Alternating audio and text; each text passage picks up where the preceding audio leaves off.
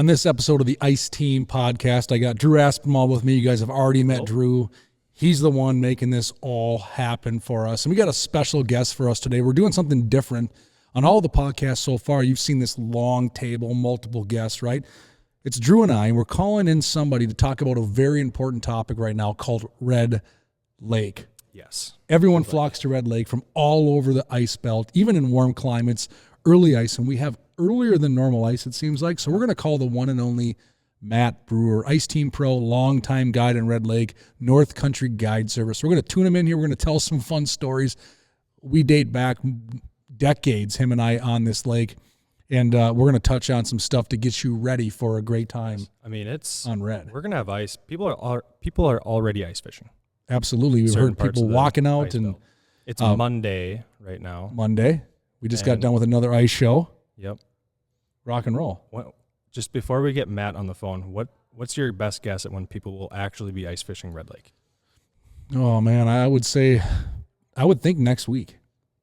I would, but I guess I don't know where it's at right now. Like, is it wide open? I guess we'll ask Matt that question. I don't know if it's wide open right this second, because that could determine my answer. But I can tell you what, some of the lakes I'm seeing in the area, still a lot of open water, but some of the smaller protected lakes, bays, backwaters, they're locked up. Yes, even around here. So it's happening. So should we give Matt a call? All right, let's do it. Hopefully he answers, because that could be interesting. We are calling Matt. Let's see. We're going to put him right on the spot. Where are the walleyes biting in Red Lake? Hello. We got you. Hey, Matt. Perfect. So Matt is calling in remote from Bemidji. We already did a brief intro, Matt, on who you are. We told you you're the best Chippendale dancer in all of the ice country, so everyone's pretty excited. No, we told them your history on Red Lake a little bit and North Country Guide Service, and you got me and Drew on the other side of the call. What up, Matt? Hey, guys. Yeah, I actually just shaved my mustache. I've got a full mustache going now, so the Chippendale thing is like primed right now. So. Movember. Yeah. Movember, yep. Nice. So we were just talking before we've been talking for about 2 minutes. That's it. Where are things at on Red Lake? We don't know. Is there any ice up there yet? There's some shore ice on some of the bigger water. I haven't driven up to Red Lake itself, but it's deer season, and I've been just south of Red Lake, and a lot of the smaller bodies of water are either looking slushed over or iced over. Sure. And then there's some pretty good shoreline ice on a lot of the bigger water. So it's priming quick. Nice. My pool went from nothing and warm to absolutely frozen solid. So we're definitely making ice every day and every night right now. It's cold. It's happening. So what would be your prediction? Drew and I were trying to ask each other our prediction for the first person out on Red. You know this better than anyone. What would you say, given the current situation and what we're looking at for temps? It's always, even on years when I don't think it's going to happen, I get a text or a call or see a picture or something of someone out there well before Thanksgiving. I would guess it's going to be right around Thanksgiving or just a hair after. Sure. So we're looking a little over a week out. That makes sense. Yeah. I would think some people will start venturing out. I don't think it's going to be like, the prime walking out to the good breaks and stuff like that until probably closer to, the 1st of December or the first week of December. Sure. That would be my guess. But yeah, I would say in a week to 10 days, people will be venturing out, seeing how far they can make it. Perfect. Yeah, that's to be anticipated. I mean, this is always a hot topic every year, Red Lake, right? Like, it seems like the lines are long getting onto the lake. They drive in from all corners of the ice belt. I mean, they even fly in from certain spots, I'm sure, and caravan with people and go up there and try to chase walleyes. And, Red Lake's got a huge history. I was telling Drew off the air before we started filming about some of our escapades on Red Lake a long, long time ago. I mean, you taught me Red Lake personally. Like, I didn't know anything about Red Lake until I went up fishing with you. I don't know. We were in college. Times were definitely different then. I was telling Drew about the crappies back then. You didn't even fathom catching walleyes. It was all about the crappie. Right. And I mean, a lot of people, if they didn't traditionally fish Red Lake, they don't understand what kind of happened. And I've kind of had a long history with Red Lake. Like, I grew up in Thief River Falls, so you fished Lake of the Woods or some of the smaller lakes to the south down by like Bruce Mosier, or you fish Red Lake. So I remember as a kid fishing opener on Red Lake for walleyes. Okay. And it was good. It was a factory, and then it absolutely crashed. And when the conditions were just like perfect for crappie spawning, we had this huge boom, and it wasn't instant. It wasn't like all of a sudden you started to see all these little hatchlings. It was years later when they became large and everybody started bumping into them. Sure. And by that time, everybody had kind of written off Red Lake as a fishery as a whole. Like, you had people going there for big pike, and that was about it. Mm-hmm. Sounds like it's super comparable to like a winter kill lake. Like yeah, you just forget about it, and then boom, right, monsters. And then all of a sudden you find all these big bluegills, and you're like, oh yeah, I forgot about that lake. And yeah, that was that. Exactly. But, yeah. I remember Red back in the day. I didn't really know anything about it until the crappie thing came to fruition. That's when it was put on my radar, because I didn't obviously experience the walleye thing like you did as a kid. I was introduced to Red Lake probably, I don't know, right around 2000, 2001, where I first met you, and you're like, you got to come up here and you want to catch all the 13 to 15 inch crappies you can imagine. I'm like, sure. Yeah, that sounds like a good time. And I remember the first time we went out, I went with you, and wasn't it like an ice leaders event way back in the day? Yeah, it was a gathering. I think the first time that we all went out there together. But yeah, and I mean, I've been trying to explain to Drew like what the bite was like. I've never experienced a crappie bite like it, where you didn't fish two lines, you didn't have the option to because the bite was that good, and if you caught a 12 incher, I feel like it was tiny. It was crazy. Yeah, I think the size thing is always interesting because I'll talk to people and they're like, oh, I miss the old days on Red Lake when you kept 17 inch crappies. Well, and they were like, every fish is like 15 to 17 inches. I'm like, no, they just looked that big. Like, if you actually put a ruler to them, your average fish out there was about a 12 3/4 to a 13 incher. Yep. But those 13 inchers were so thick and so tall, right, that they looked like legit 14, 15. Like, they looked like skyscrapers, skyscraper crappies. Yeah, the weight on them was unreal. But honestly, most of the fish were like in that 12 to 14 inch class. Right. And every once in a while you get like a 14 and a half, 14 3/4. It was pretty much daily you were getting fish over 14 inches.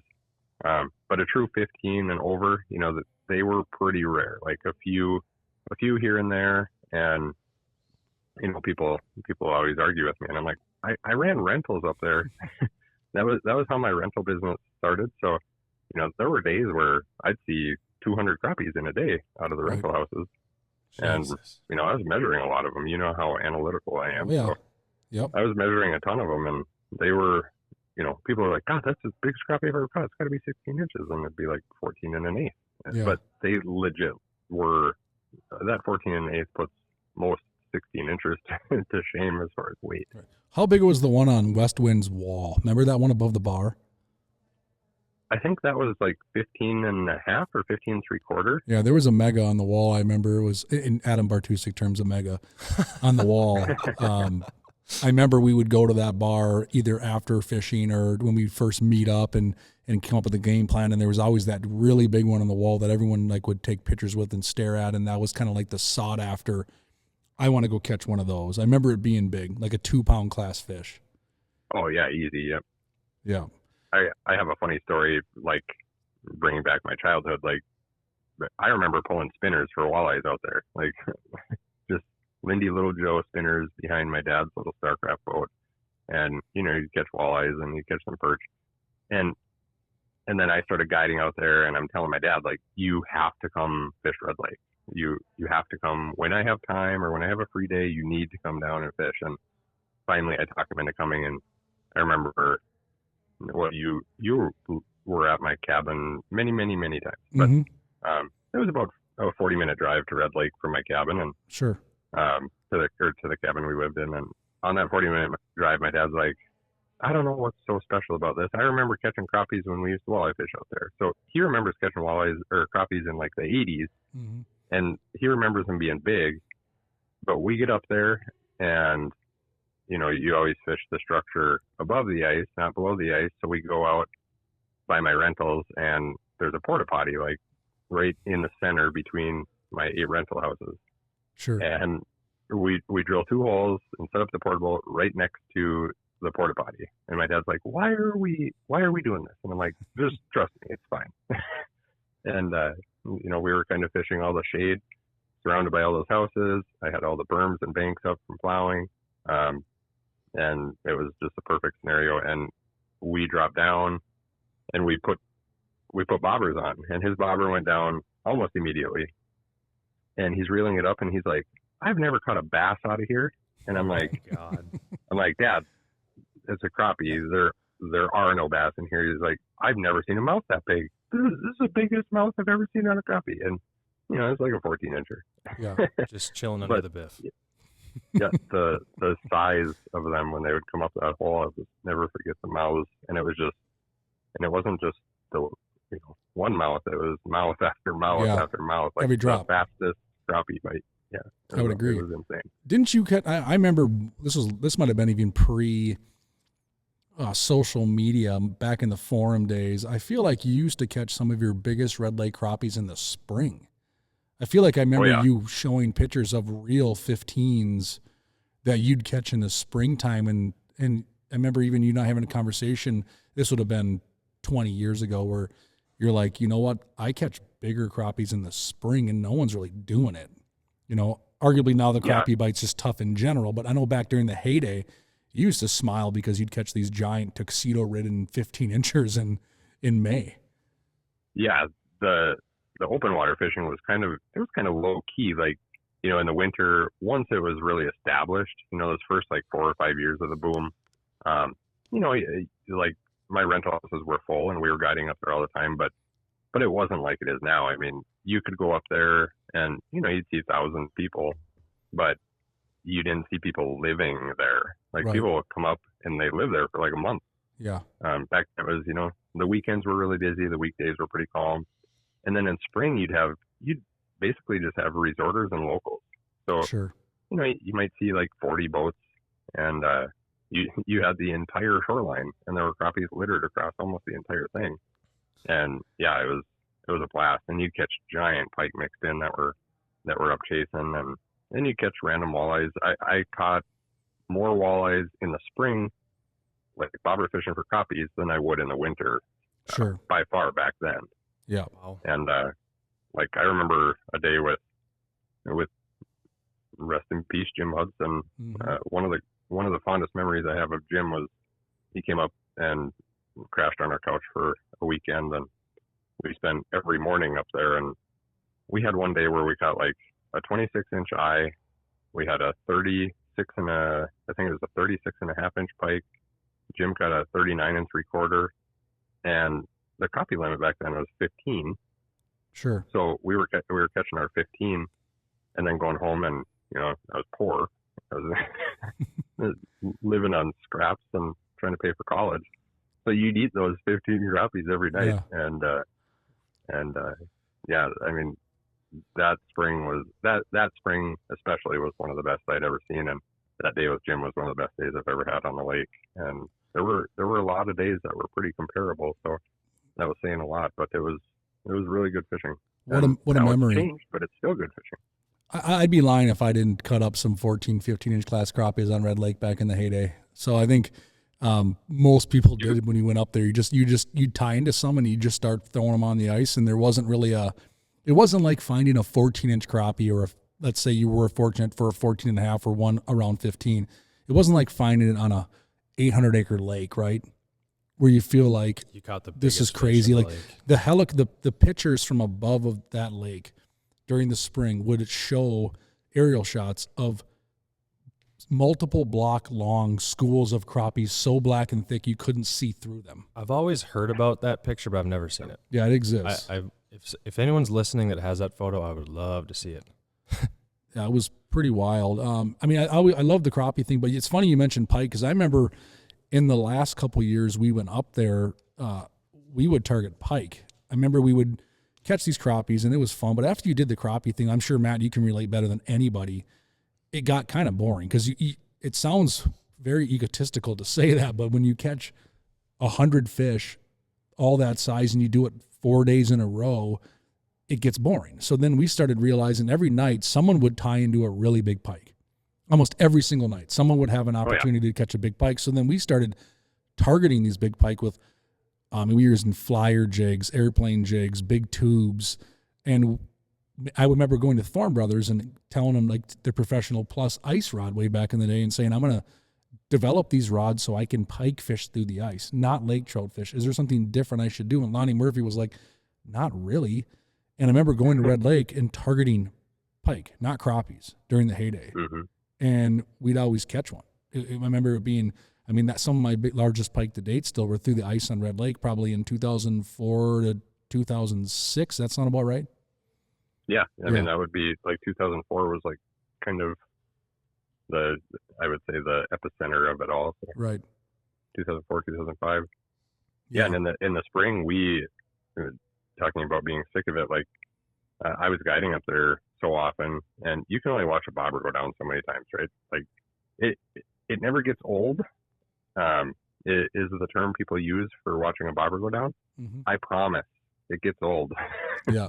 when you're not the one reeling it in most of the time, watching a bobber go down, it does get old after a while. So I started doing some weird stuff, like Salmo had came out with a Hornet, and I'm like, and I'd have clients bobber fishing. I would be fan casting Hornets, and I was catching crappies on Hornets in like 2006, 2007, and I'm like, wait, if I'm going to be guiding these guys and they can catch them on Hornets, why don't I just troll cranks? Because that's what I do. Mm-hmm. Like most of my guiding is pulling crankbaits for walleyes. So I started trolling cranks, and I would have my clients tied up with Hornets, and they would catch crappies left and right. And they'd catch a random walleye here or there, and then I'd have like a big stick bait just behind the wash. And, if that sucker went off, I would yell at them like, look at this. And we caught so many big pike. And the amount of 40-inch plus fish out there is crazy. And I was always like, we need a 44 plus. And I saw people catch them all the time. It seemed like every day somebody was like, oh, we got a 44 and a quarter or 44 and a half. And we never got one of those mythical creatures, but so many fish in that like 36 to 42 inch range. And when you can do that and be catching crappies while pulling cranks, oh my gosh, so fun. Trifecta. What's the pike bite like right now? I haven't targeted them the last few years that I've gone. Like, I'm kind of being a hypocrite because I would always tell my clients, like, make sure you have a tip up out. And how hard is it to set a tip up in, 10, 12 feet of water? It's the simplest thing ever. And I always just forget. Sure. But I know it's still good. Like the guys who are guiding up there regularly in the summer, they have days where they're targeting pike and they're doing really well. I know guys late fall, and there's a group from Bemidji that goes up, some Esox guys, and they had a many fish day. I don't remember what it was, like 8 or 12 fish. And when you're talking, smallest one was probably 33, 34.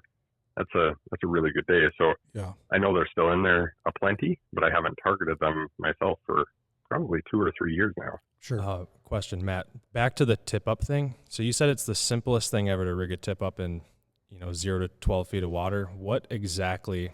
How are you rigging that? Because to me, I'm thinking there's a lot of ways. Like I can be right under the ice, I can be down low, dead bait, live bait, quick strike rig, all that kind of stuff. What would you do on red? Well, I mean, if you had access to frozen Cisco's, obviously, that would probably be my preferred bet, but you could just throw your lunch down there. Hot dog. The hot dog thing always worked for us, and it was way easier than, buying a bag of suckers and trying to transport them. And, most of the time we were, packed full to the gills with propane and, extra stuff and shovels and tow ropes and whatever. And I can't tell you the amount of times I had like bags of suckers break open, and they'd be in my truck bed until spring. So Frozen sucker. So like throw my lunch down there, like so smoked tenderloin or what? Yeah, pizza. it would probably work, but the hot dog thing, we always had a bag of hot dogs with, and we caught fish on hot dogs. But I mean, anything you could throw a shiner. You could probably throw a crappie minnow on a Yep. tip up, and you know, with the flicker and the flapping, and a lot of times we were using shiners. You know, that's something that's so odd to people. Like, hey, we're going to buy a bag of shiners and we're going to fish crappies with shiners, and Yeah. I'm talking like big spotties. Mhm. And you could use one of those, just anything, and just separate it off. And I was always running like 3 feet under the ice is kind of where I tried to target. You know, if there was two or three of us, we would spread them out.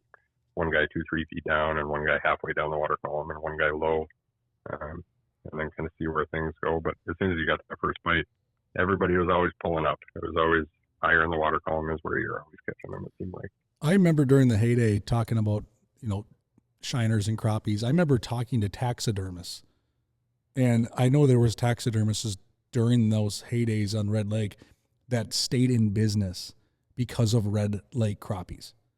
Like everyone was going to Red Lake and coming back with a stringer mount or their best 3. I remember so many taxidermists got into business during that heyday exclusively, or I shouldn't say exclusively, ended up being exclusively because of the content they would get creating Red Lake crappies. Whether it was a replica, whether it was an actual skin mount. I remember, you remember, Matt, we used to do some work with FiberTech back in the day. And I remember I used to bring him Red Lake crappies at times because he would need a crappie to do a specific fiberglass mount, different angle orientation. So once in a while he'd call. I think Matt got in on this too. There were some other guys back in the Fishing Minnesota days that would bring them a couple crappies that they could use to create these fiberglass mounts. And it was always interesting because these fiberglass mounts, they go by such small increments, right? So like, I need a 15 and an eighth, not a 15 and a quarter. I need a 15 and an eighth. Right. And it's like, okay, I'll bring you that. And then the next week it's like, I need a 15 and 15 16. So I'm like, well, I can't do that one. But yeah. And speaking of taxidermy and Red Lake crappies, so Tate's summer job, he worked for a local taxidermist here. That was his first ever job, and like perfect little job for him. It was really cool. So Tate is, for anyone listening, is Matt's son. Tate is a darn good angler. I've been schooled by him a handful of times. He helps work at the sports shows and everything. I call him Tater Tot. But he's kind of coming into his own in himself, isn't he? Yeah, he's starting to do everything independent now, and like his entire Christmas list this year is like independent things. Like, I need my own auger. Yep. I'm sick of using your augers. I want my own auger. Yeah. Yep. And fish house. just bought him his first truck, and I was just gonna ask, how old is he? Is he driving? Well, he's 15, but permit. Figured we better utilize the truck he's gonna use in the winter to try to do some of his hours and stuff. But anyway, he worked at a taxidermist, and one day he came home, and I'm like, holy cow, you're filthy. What were you doing? And he's like, oh, I had to sand crappies all day.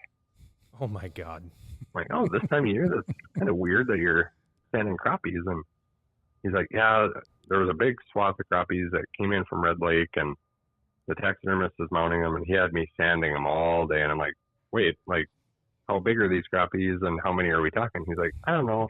One lady brought in 4, like her and her family all kept one, and they wanted to do a group mount. And this is like June that they brought these fish in. Mm-hmm. So they're like, for us, June is like prime spawn. So they're catching them, but they were up there walleye fishing, catching these crappies on accident. So, we wax poetic about the old glory days, but don't think they're not still in there. Right. Well, I'd like to get on them again. If you find them, call me.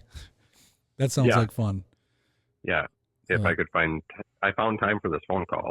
Finding time to hang out with an old friend crappie fishing is going to be a really interesting one. But yeah, I know you and I went back and forth getting this call set up. I remember, I have a fond story. You were there for this one. This would have been like 2004, probably right around there. We went up there and we did a get together. We used to call them through these fishing websites prior to Facebook or any of that fun stuff. And we were fishing the night bite. We had probably had 30 of us out there. I remember Paul Wadowski was out there, and Dennis Steele and Tom Herman and the whole crew, right? And Pete Viola was filming. You remember Pete?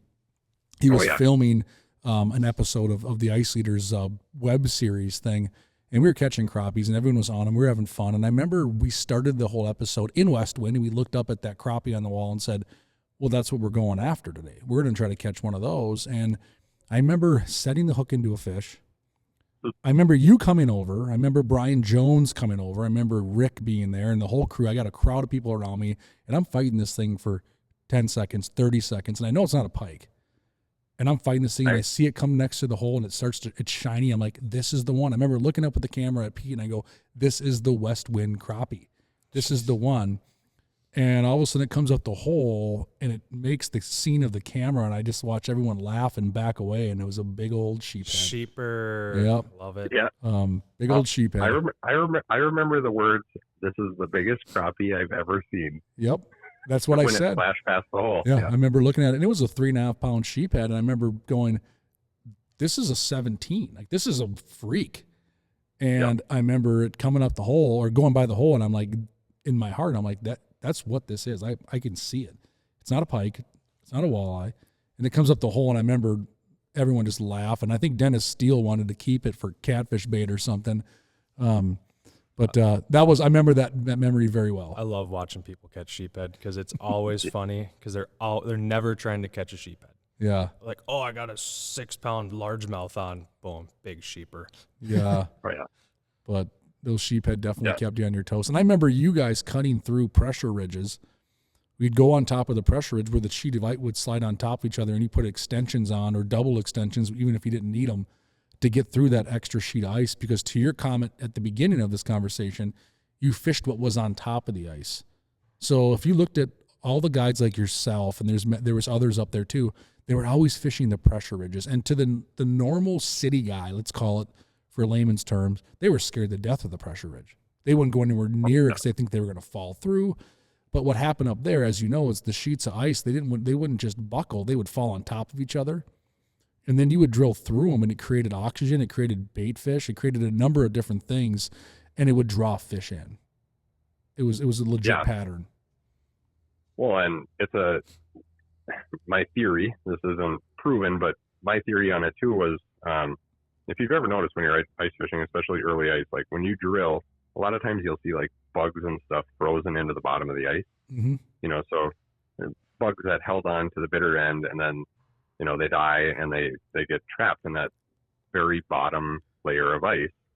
And I always theorized that when these ice sheets came on top of each other, it was like the bottom sheet shaved that lower layer, or created some crumbling, and some of those bugs would start to fall. And then you'd also have, the light difference. Sure. So you get two sheets of ice on top of each other. It's creating like this large shadow. And those were my two. I don't know if either of them are, I'm not a fish, but I'm trying to think like one. And those were my two reasonings behind always fishing the edges of those ridges. And people should be scared of them. I mean, they need to be respected, but right. But a lot of times, if you just went and set up, you didn't find fish, and you could drill all day on open ice that all looked the same, and you could stumble into traveling schools. But if you wanted to sit on them all day long, you needed to be by those ridges most of the time. Mm-hmm. The light thing makes perfect sense, especially on a shallow lake like Red. Just having a little bit more cover for a shallow water walleye. Got to keep them right there. Right. A little more comfortable, especially with how much foot traffic is out there and early ice. God, people are ripping holes everywhere.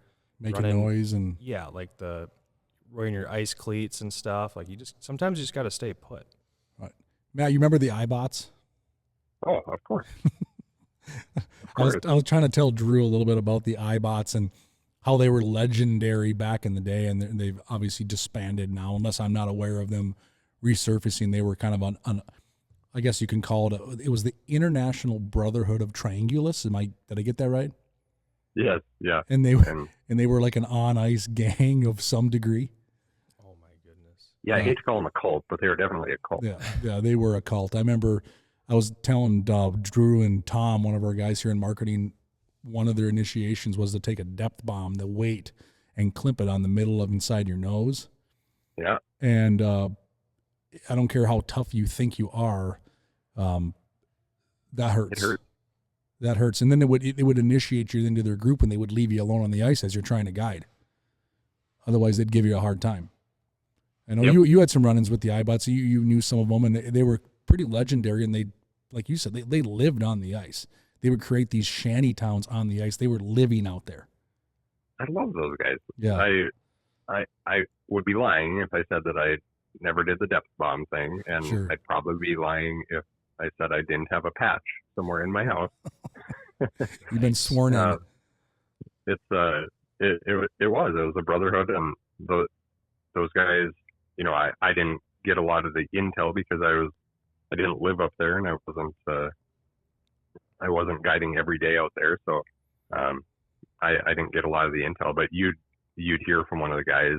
Like, I remember Dave.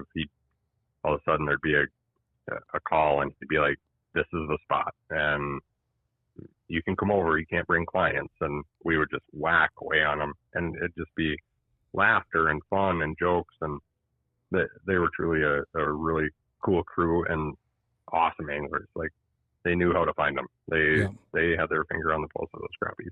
Right. And well, I mean, they kind of should. I remember the times I was out there. I mean, you'd see where the groups were, and I mean, there were several members that lived out there. I mean, they would live in their fish shacks and literally sleep on top of the fish and just follow them around. And it was a really nice, I guess, a creative way of doing it. But they gained a reputation. I can only imagine what the iBots would be like today with social media. Yeah, it's just Facebook. Where back then it was a forum, and there was actually like a topic that would be started iBots. And I remember it would be arguably the number one viewed topic, like on the Red Lake forum that year. And I couldn't imagine if they had an iBots Facebook group right give them now. the idea.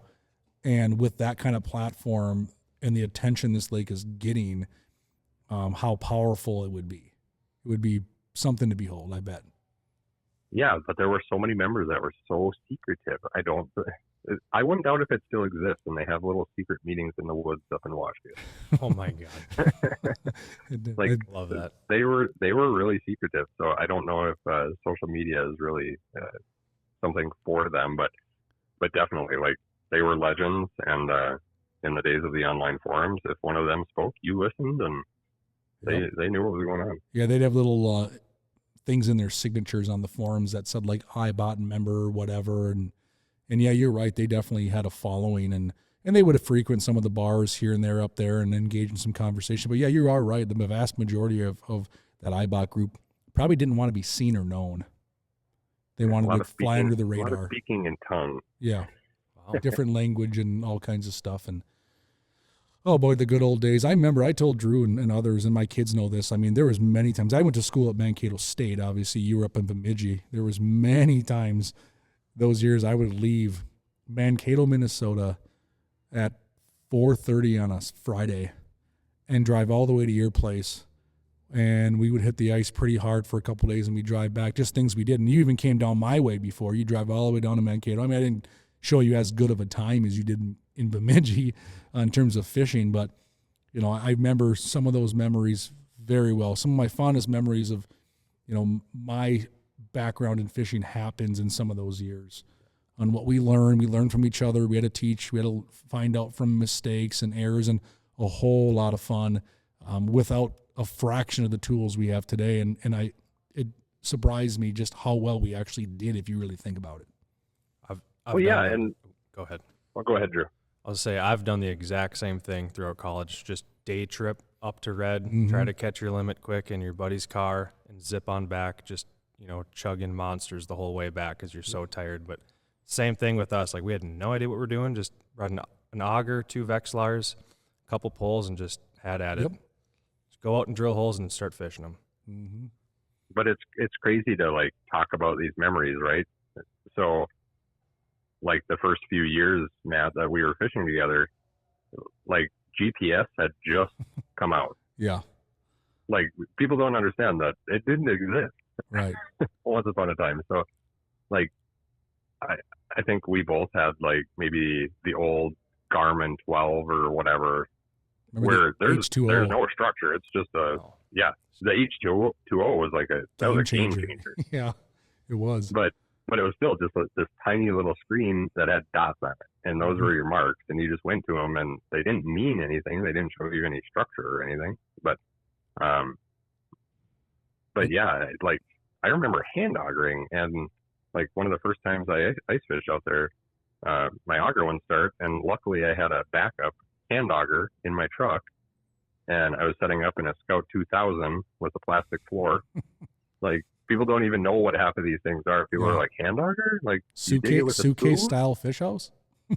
Yeah, a suitcase that two people had to carry. Yeah, it's, you know, a lot has changed, and like us nerding out, like we'd get back from Red Lake, we'd clean fish, and then we'd stay up till like 4 a.m, like watching the action of baits in a jar or testing flexibility on rods, and like why don't they make something with a little faster tip for ice fishing? Right.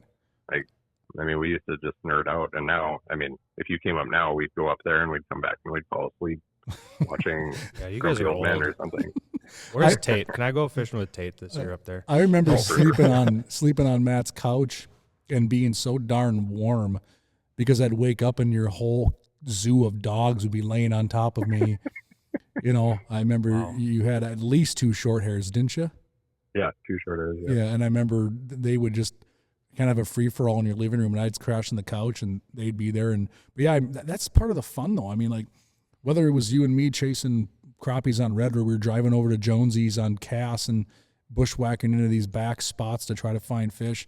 And then the best part was coming back and digesting the information. And we still do that today. We may have more tools, but yeah, nerding out, you nailed it. We were the biggest nerds, and, you know, changing lures and playing with plastics on jigs. And before anyone knew what plastics was, you know, cutting down our summer baits and using them for ice fishing and doing things like that.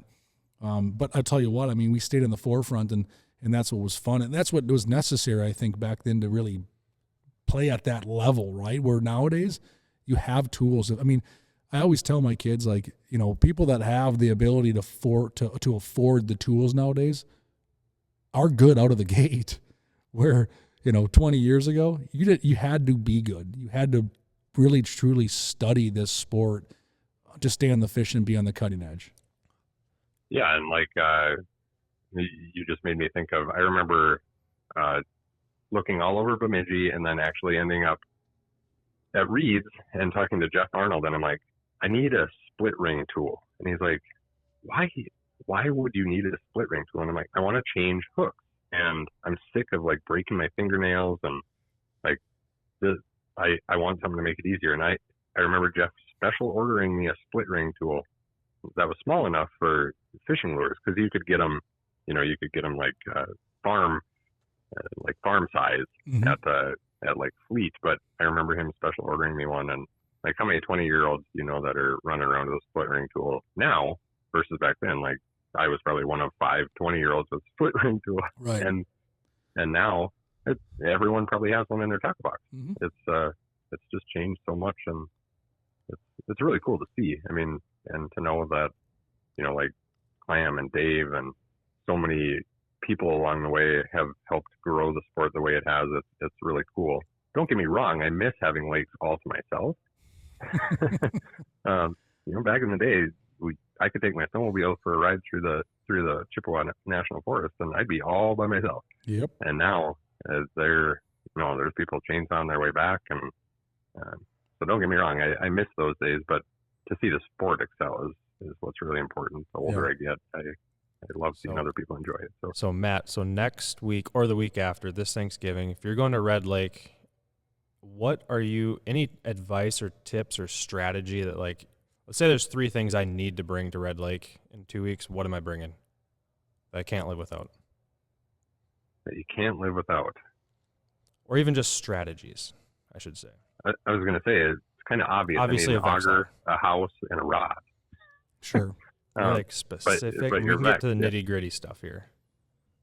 Colors that work well.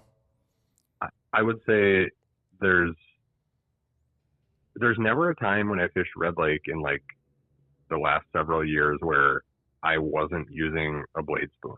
Like Dead sticking? oh, and the importance of dead sticking up there is, I mean, that's a whole nother subject that Mm-hmm. nobody, and most people you talk about dead sticking, they think you mean just a bobber rod, but like true dead stick rod, really light tip, just watching the rod, that's a whole different thing. But something, a blade spoon or something like that shape and size, in red or gold, like I won't go to red without like a 1/4 ounce spoon that's red or gold that is shaped like a blade spoon. Something with rattles even helps even better. The stained water.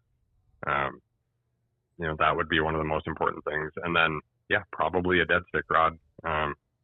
It seems like these walleyes, that they're no dummies. You can go catch them at will most of the time, but if you go up there and you hit it wrong and you're on a bad pressure day or something like that, these fish can be really finicky. And you need to go up there with a sense of adventure, because if you go up there and you just like jump in with all the other people, you can have a great day when the bite is really good. But if you're willing to adventure off and like get out on your own, away from the crowd, and like start your own thing, your odds of having a stellar day increase exponentially. Like, Sure. get away from the cruise. I know it's everyone's like instinct. Human nature is gather. And if you do that, you can catch fish. But if you go off on your own, you're probably going to do better. And you can always start off on your own. And if you are striking out and feel uncomfortable, you can always fall back on going by the group and catch a few fish. But I would go up there and start off on your own, have that sense of adventure in the back of your mind. Like, today I'm going to go up and I'm going to figure something out on my own. And I guarantee if you do that and you move around enough, you're going to stumble into something and it's going to be golden and you're going to feel way better about your day. So all tools set aside, going up with a sense of adventure and willingness to be by yourself is more important than any tool. Sure. Yeah, that's makes pretty sense. much on par with everything I've heard from Red Lake in Yeah. the last. I've heard of guys who have, they've set up 100, 200 yards off the access when everyone else is bombing out to as far as they can go to get to the deepest water, and they'll be just crushing them in like 5 to 6 feet of water. Like, you'd never think. For sure. Because they're Yeah, just away from people and no one's fishing there. Right. Yeah.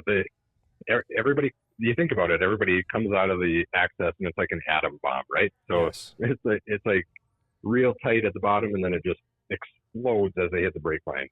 Yep. And all of those fish off to the sides of the access on the, that inner break, they're untouched. Nobody Mhm. walks over top of them. Nobody sleds over top of them. It's unknown ice, especially early, so people don't dare venture over there. But if you have a spud bar and a sense of adventure, you go over there, I pretty much guarantee you're going to find fish in that shallow water. They're roaming around up there all the time. And we learned a lot of that here in Bemidji because we have these super clear lakes that are full of cabbage. So we're fishing cabbage weeds all the time. And, most of the people are out walleye fishing on the break, 17, 19, 27. And if we set up, especially with our rental houses overnight on like 6-foot cabbage flat, I pretty much guarantee that walleyes and perch and pike are going to roam through there at some point. They're completely unmolested in that shallow water. Nobody sets up that high, and those fish can just do their thing all winter and not be bothered. And they've got all the food they need. They can slide off the break if they need to drop down. Like they have it all. So Is there so when you're talking Red Lake, can someone find any kind of structure like that? Is there any weeds in that shallow water? Are you fishing fairly basinless, looking for any change of, let's say, depth instead? yeah, I mean, I always joke around that it's just a bowl, right? But there is some structure. Everybody talks about center bar, where there's. I joke around that center bar is like 3 rocks and a 6-inch rise in the sand. But it's a little more intense than that. But you do have your gentle slopes, and there are little cliffs. if you can call them that, but these shorter little quicker drops where, it might drop a little bit faster than just your standard slope. And in that shallow water, you've got some weeds, you've got some sand grass and things like that. And there is cabbage, up when you get up closer. So those fish aren't far off of that. And a lot of times if you find like, a little bit of rubble where you're finding a little bit of rock or something, that can make a huge difference. Any little thing you can find on red is huge. So any small difference, like me and Mariotti last year when we filmed the show up there, we started off and we were like, I don't know, 200-300 yards away from the main group, and we caught a fish right away, but then it got super slow and we're like, okay, we need to adventure. So we start popping a bunch of holes, and it was cold. So it was really hard to handle bouncing around outside, but we still knew we had to do it. And I drilled a line of holes like long, and the depth didn't change hardly at all, except for this one hole. It was like almost a foot shallower. And I don't know why, because it was in the middle of this progression, but we caught fish out of that hole. Like we would tough it out, brave it out. Okay, I'm bundling up. I'm going to go hit that hole. And almost every time we went out there, we'd get bit. And, a smart man would have moved the house there, but, Tony was cooking lunch and we're old. So Not your fault. there's a comfort thing there. So. Yeah. No, we've all been guilty of that. So you're saying if they're going to go up there on the red, you're probably making, would you say it's safe to say you're making more big moves than small moves then? If you're not catching fish? Not necessarily. Like in that instance, it was looking like a big move because I was drilling, and I went so far. But it turned out that hole was only like 70 yards away from our shack. Mm-hmm. And I drilled a line of holes, probably 150 yards long. So small moves can be huge, but I would say the bigger moves are what are going to change things, because if you're out in that deeper water and you're not catching, you're going to want to move substantially shallower. Sure. And the substantial thing is the distance. So it's a big move because it's such a gentle slope for the most part that to get from, you're packing up and moving. It's sure. not like, I'm just going to slide up the brake here. So sure. So when it comes to Red Lake, I know we're talking strategy now and stuff. I mean, a lot of people are going to listen to this getting and excited to go out there, right? This is going to, when they're listening to this, so they're going to be probably prior to getting on red, but it's going to be very close, right? We're talking, as we record this, we're thinking maybe a week and a half and reality is going to hit. And so I know there were some regulation changes on red, wasn't there, in terms of the walleyes on what you can keep? And do you happen to know those off the top of your head? I don't know them off the top of my head. I haven't looked. But the regulations, I will tell people that they check when they get up there, because sure. There have been times where regulations were posted and then they change, sure. like mid-season or a month into the season. So always check on your way up. Sure. There's always going to be, a length restriction, and there might be a possession restriction. So make sure you check when you check in at the resorts, and you're always going to be stopping. It's not like you're driving up there, you're driving straight on the ice. You stop for bait or gas, you got to pay your access fee. A simple question, what are the current regs? Most of the places have them posted. Sure. That's good advice for all lakes. Yes. Mille Lacs, I mean, Winnie, Leech. I mean, you're spot on. I mean, that should be a question we ask. There's really no excuse now to not know the regulations. Yeah. There really isn't. Yep. And the reason, when you ask me if I know them off the top of my head, the reason I haven't even looked yet is because I know that it can change in an instant. And I know there have been years where on some of the main ice roads, like right when you enter the lake, there will be a little sign. The DNR has posted signs before that says, regulation change. And so when you're going out on the ice, but you should always ask ahead of time too. Sure. Now, what kind of, for people heading to Red Lake this winter, what do you expect there to be for an average size catch? What is considered a good one? Where is the fishery at in terms of walleyes, in terms of health, size, structure, that kind of thing? Over the last couple of years, And it's so situational because you'll talk to one person. You might have 5 people that go out on the ice and they fish for 4 hours and they come back and meet and talk about what happened, and they're in different areas. And you'll have one house, they'll be like, oh, we cut our limit right away. They were all perfect keepers and we were done, and we've been sitting here waiting for you guys for an hour. And then you'll talk to another guy and he's like, I only caught 7 fish and they were all over 20 inches. Okay. So it changes so much, but in my bouncing around and fishing, I'm not up there as much as I used to be, but over the course of the last couple of years, I'm noticing a lot more bigger fish. I've struggled to find keepers many, many, many days. But I am also starting to see a lot of smaller fish, like unders, like 11, 12, 11 and 3/4. There's a lot of fish that size, especially last winter. I think we caught more of those like little walleyes than I had in the last several years. But if you go up there several times, you're probably going to find a 26. I've seen a lot of 24 to 26 inches, and they're healthy, like footballs. So, if you get in that 24 to 26 inch class, you're looking at a really good fish for red. They get a lot bigger, but you can, realistically go catch one of those 24 or 26 inches in a trip or two, and you're going to see a lot of those 18 to 22 inch fish, like piles of them. And when you can go to a place like that, I mean, that's why it's such a big draw, right? You can go there and you can catch a picture fish, a bunch of like really, really good fighting, like mid-grade, just above the slot fish, and then you can still get your keepers. Like, there aren't a lot of lakes where you're guaranteed that, and that's why red has become such a big draw. That's why there's people living out there, and construction workers who have the winter off, they just pull their house up there and they just stay. So we always hear about the early ice around Thanksgiving, first part of December. How long would you recommend to fish red? Because I know a lot of people end up going up to Lake of the Woods once there's good ice up there, but it tails off after that early season buzz, I feel like. Yeah, it's tougher, but you can still have a really good day. You can still have a heyday. You just have to work a lot harder. Those fish start to disperse after early ice, and you're getting less intel. It's not just the fish. You have less people fishing as soon as people start hitting Lake of the Woods hard. So there's less intel and less buzz. So it's not necessarily that the fishing dies off so much as it is the information coming in dies off. Sure.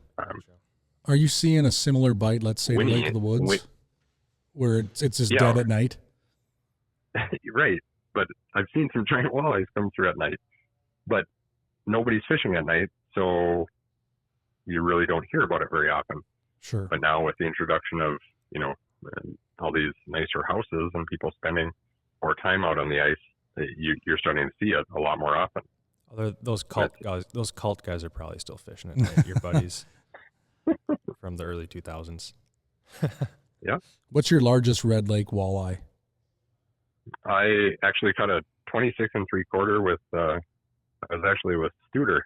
He came up early ice and we ran up, and we were tinkering with one of the new Vexilars, and that was the first trip of the year, and I didn't catch a fish like all day. I watched Birch and Studer, and I think he might have had the assassin Bruce with him, and they were catching fish all day off and on, and then it was shortly after dark, and we were talking about packing up, and I had a 26 3/4, and that was the biggest one I think I've caught out of red that I can recall. I don't know if I caught bigger ones when I was a kid. That's a big walleye. Lot. And like you said, they're so much thicker on red too. What are these walleyes chasing? Mostly shiners, the perch as well? Shiners, perch. I think a lot of these fish eat a lot more bugs than people realize. A lot of plankton and stuff. But I would say those small perch are probably their main forage. There's a little bit of a crayfish population out there. I've found crayfish and crappies and walleyes from red perch, I think, feed a huge portion of them.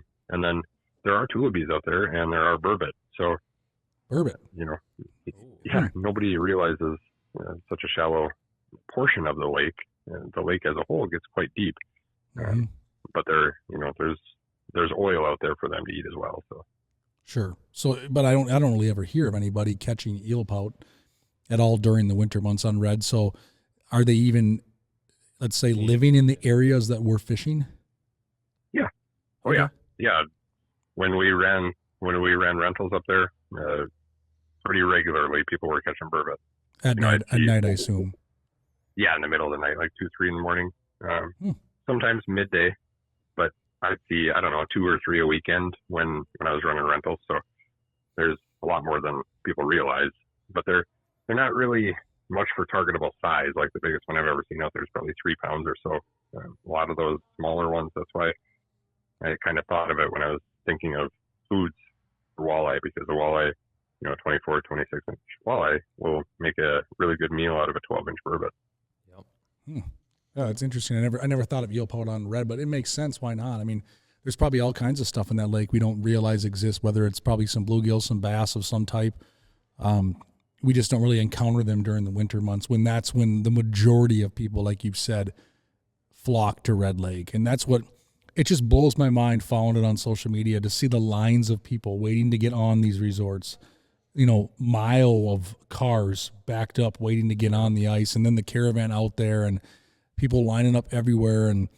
But you are right. It's funny because when I see some of these really good reports, I feel like that person is off the beaten path. Like Sobey last year went up there and was spinning out for a day and was like, it's Red Lake, I should be able to catch a walleye, right? He went up there with, all these grandiose ideas. And then the second day, I think he was telling me he just got off the beaten path, away from everybody, and just did his own thing. And I remember him telling me it was one of his best days of walleye fishing he had last winter. It was just getting off to himself, and he caught a bunch of fish.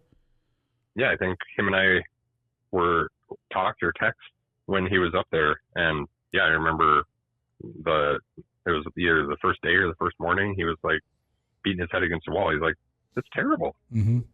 Not finding anything." And then I'm going to call Breuer. And then they ended up playing out. But. Yeah. It's like, I know who to call. I've done that before. I've been up there, and I know we've talked Red Lake here for about an hour, and that's obviously extremely hot topic this time of year. And I envision people really taking some nuggets out of this conversation. You gave away some good pieces of information, the shallow water thing, the moving thing, some of the lures you would use, all that sort of stuff. But I wanted to spend a little time on this podcast talking about, all the other stuff you're doing. Like you alluded to, you're not on red as much as you used to be.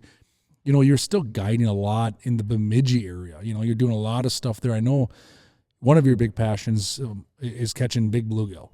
I know you love catching big blue. You want to talk a little bit of the surrounding area where you are and some of the opportunities and some of the things you got going on, and maybe we chat a little area specific outside red, but talk fishing still and talk, let's say, Bemidji area. What can people expect? Are we looking like we're going to make ice up there soon too?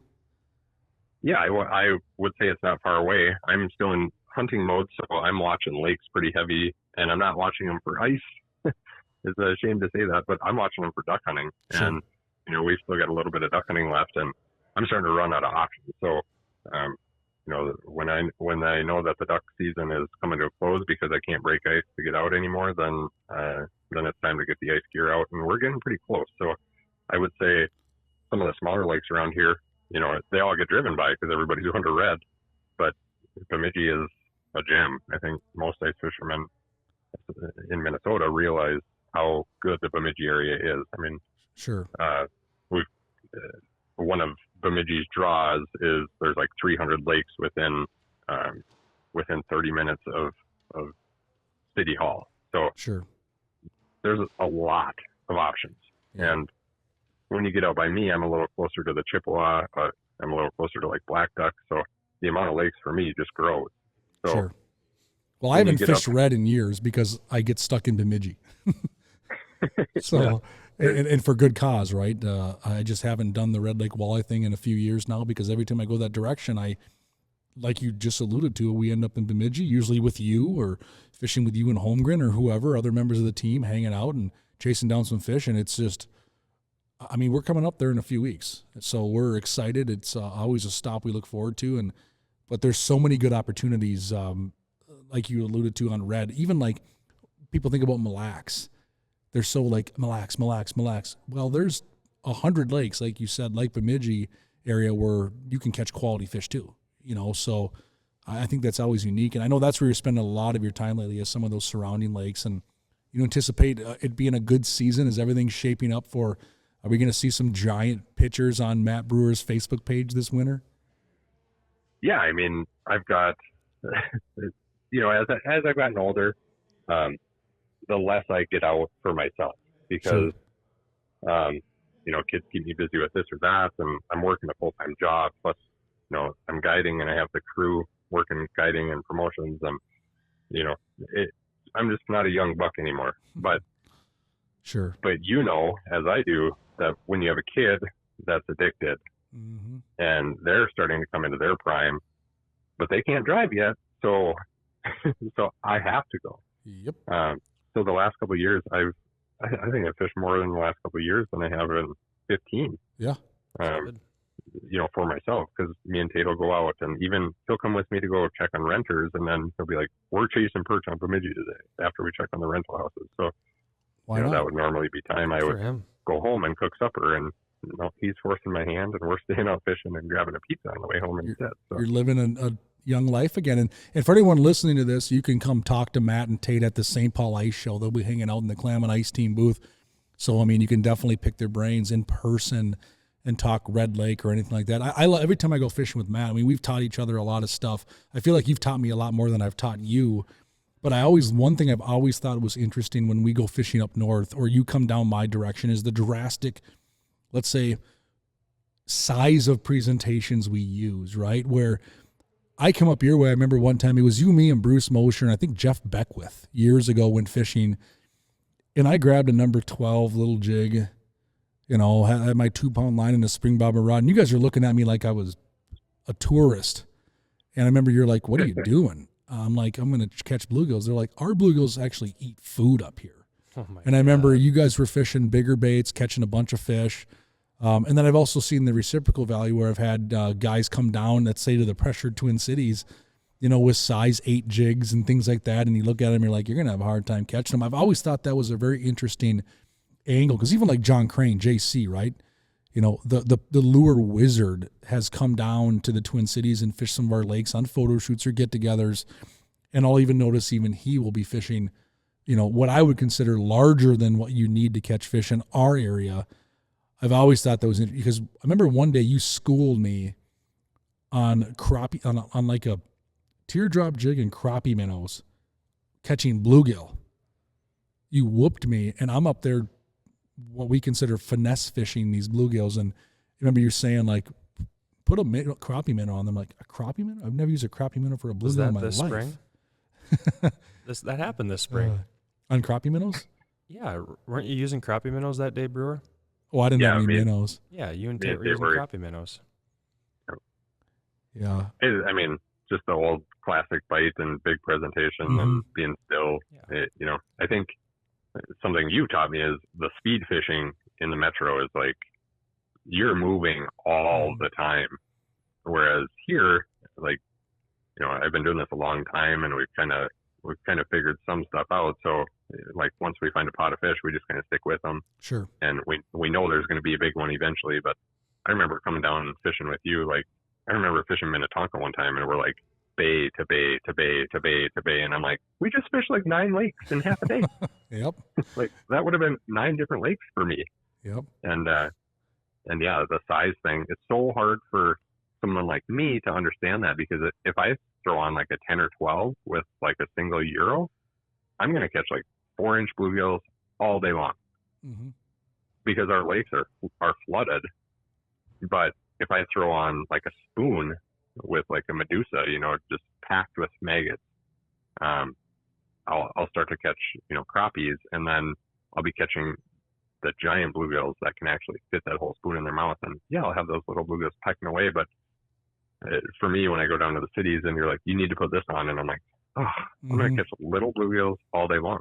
And it's a whole different world. So it's it's really hard for people like me and Crane to change because we go out and we're like, oh, I'm going to throw on a size 6 or a quarter ounce spoon for crappies. You guys are just too spoiled up there with unpressured fish that are big. Quarter ounce spoon for crappies. Don't say unpressured. Well, we happen to have a college here that, you know, it's known for teaching, but I would say it's known even more for hunting and fishing. So the amount of college kids littering all these little lakes with all the information available, these fish are no longer unpressured. I've had to learn how to finesse a lot more fish now than I used to. I promise you that. Yeah. Well, fishing is, I mean, I would say is the cool thing to do now. I remember when I was in school, you know, when you and I were in college, I wouldn't say it was the cool thing to do. You know what I mean? It wasn't like all your buddies were like, oh, sweet fishing. I feel like most of the conversations I had with my buddies back in college, it consisted of them not fishing or not knowing about it or not like, oh, you ice fish? That's cool. Now I feel like these college kids, it's seen as the in sport. You know what I mean? Like whether it's all the stuff the YouTubers are doing, these influencers, social media, I see so much fishing and hunting where I remember back in the day, you know, early 2000s, that's why you and I gravitated towards each other and Brian Jones and these guys our age, because there weren't a lot of people like us that loved to fish like they do now. It was, I don't want to say an anomaly, but we were few and far between. Now I feel like I just gave a seminar at a school the other day and I had 40 kids that raised their hand in a group of 100 that said, oh, I fish 3-4 times a week. And I'm obsessed. Yeah. They knew everything we're talking about. They have all these gear. I'm like, that didn't exist 20 years ago. I mean, 20 years ago, I'd go give a seminar at college and people would fall asleep because they didn't even know what a spring bobber was or a Vexlar was. No idea. Or care. Yeah. Or did they even care? So I think you're seeing a little bit of a pendulum change there, pendulum swing, especially at a place like Bemidji State, where I bet you half the campus, they're invested in the outdoors. And so many women. Like the amount of women in the outdoors now it's incredible. It's one of my favorite things to see because I tried so hard to help Nikki along with it and tried to groom Nora into hunting and fishing, and I got lucky and they both love it. But like when we were in college, if you were dating a girl, she wouldn't go fishing with you, and if she did, it was just because she wanted to spend time with you. She'd just sit there and read a book or whatever. Yeah. No, there was no interest. You're right. I would agree with that. So that's great to see. And I remember going to like lecture bowls, you know, after maybe a Red Lake run or you know, a long night of a really good bite where the plankton was low and you could fish late. And I'd show up to class in the morning and I would look absolutely hungover, and I'd have guys that I knew partied the night before and they look over at me and they're like, why do you look so bad? I know why I look bad. How do you smell? And now the guys probably all look at each other and they're like, oh yeah, you were out late fishing too. You know, it's a whole different world. Yeah, it's neat to see, and I applaud it. I mean, it's nice to see our youth getting really involved in the sport. I mean, I'll tell you what, there's kids, and I can call them kids because some of them are. They're 14, 15, 16-year-old kids in high school that are as gifted at this sport than you and me when we were 25. Because they're figuring it out. They're fishing on high school fishing teams. They know how to run boats already. They know how to do this stuff, how to break down structure, how to do this, how to do that. Where, you know, when I was 15, 16, one, we didn't have the tools or really the knowledge or honestly the network. That's such an advantage right now, the network these kids have and these relationships they forge and all that sort of stuff to where they can go out there and do this. It's cool. But to your point, it does put a pressure on the lakes. It does change things. But I think with this younger generation, from what I'm seeing, they are being more respectful for sure of the fishery. I think we got a new generation of anglers that it's not all about filling the bucket or the live well. It's about their understanding the pureness of the sport, where I think we're kind of turning that page and creating new generations of stewards for fishing. And I think if there's a silver lining with some of this growth from the youth, it's that right there. Yeah, I think our generation, like guys and gals our age, we were kind of, I'm not trying to take credit for it on our behalf or anything, but I feel like our generation were the ones who helped turn that page. Like, agreed. We were really the ones who, and don't get me wrong, I went out and slaughtered big piles of fish and kept them, but nothing ever went to waste. I mean, I lived on venison, grouse, ducks, and fish in college. So But I think we helped, bring to the forefront like conservation and guys like you and I talking about big bluegills and the importance of letting them go. And it really has changed now. Like I see it and talk to random people and clients, and everybody seems to really have a grip on it now. You'll always have like, people said in the old ways where, a 10-inch bluegill, that's perfect for the pan. Mm-hmm. And you can't change everyone. And a few 10-inch bluegills being caught by a select group of people every year isn't going to kill them off.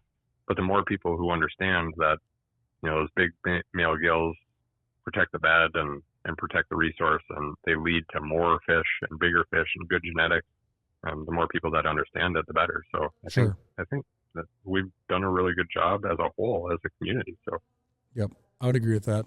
Well, this is good dialogue, man. It's been a long time since you and I told some of these stories. So I was telling Drew before we did this, I'm like, this is going to be fun for me because Breuer and I used to fish a lot together.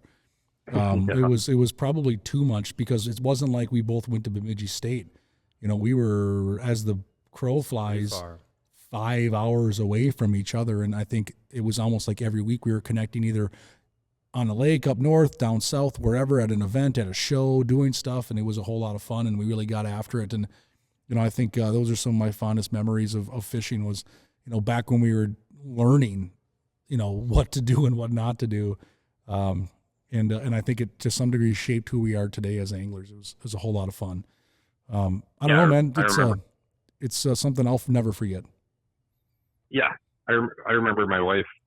She was a girlfriend at the time, but she's like, "Do I need to?" It'd be like 10 o'clock at night, and we're ready for bed. And she's like, "Do I need to set like bedding out? Is my other Matt coming tonight?" Yeah, it was fun. We had a good time, and I remember even fishing some lakes that even you were like, I don't know what's let's go find out. You want to go check a lake? I don't know. I don't know what this bite's like. And then I also remember you taking me bites where it's like the holy grail. We'd get out there and you're like, this is what's going to happen. This is exactly what we're going to do. Trust me. I remember there was a lake we fished one time. I have no idea what it was, where it was a night bite for crappies. And you took me there and we set up, and I remember sitting there, we're not catching much. And you were telling me you caught some true 15s out of this lake. True 15s. And we're set up. I remember we put our clam fish trap links together back to back. And I think it was you, me, it was another one of your guides. I can't remember who it was off the top of my head. And the sun got to the right spot and you were like, it's going to happen. And I think you caught a 15.5, and you turned around to me and you're like, and I didn't like see the size of the fish you were catching because you had your back to me on the other side of the shack. And I remember you're like, this is what we're looking for. And you turn around and you're holding up like a 2-pound fish.